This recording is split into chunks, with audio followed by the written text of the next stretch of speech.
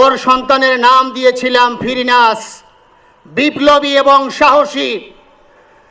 সম্মানিত ভাইয়েরা, আজকের ওর সন্তানের চেহারার দিকে তাকানো যায় না। আজকের আমার মা প্রায় পাগল হয়ে যাচ্ছে, জ্ঞান হারিয়ে ফেলছে। আমার ভাই বোন তারা পাগল হয়ে যাচ্ছে। আমার 6 ভাই বোনের মধ্যে সবচেয়ে ছোট ছিল শরীফ উসমান হাদি।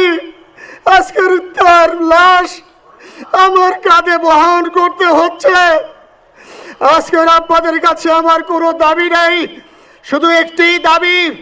7 থেকে 8 দিন হয়ে গেল দিবালোকে প্রকাশ্যে রাজধানী ঢাকায় জুমার নামাজের পরে খুনি প্রকাশ্যে গুলি করে যদি পার পেয়ে যায়, এর চেয়ে লজ্জার আমাদের আর কিছু নাই।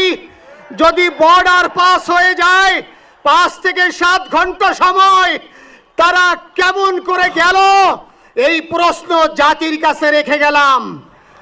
আমার কোনো চাওয়া পাওয়া নাই। আমার ভাই উসমান হাদি শহীদ হয়েছে, ওর শহীদি তামান্না ছিল। আপনারা ওর বক্তব্য শুনেছেন, আপনারা শহীদ উসমান হাদির টক শো শুনেছেন।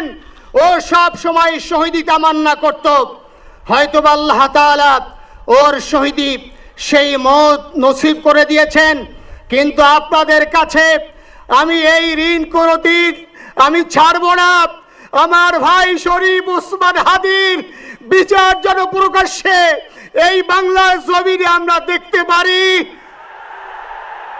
ভাইরা আমার, 7-8 দিন হলো, এখনো পর্যন্ত আমরা কিছুই করতে পারলাম না।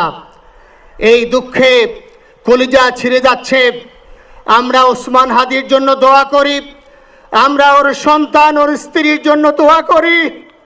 ওর সন্তান মাত্র 8 মাস বয়স।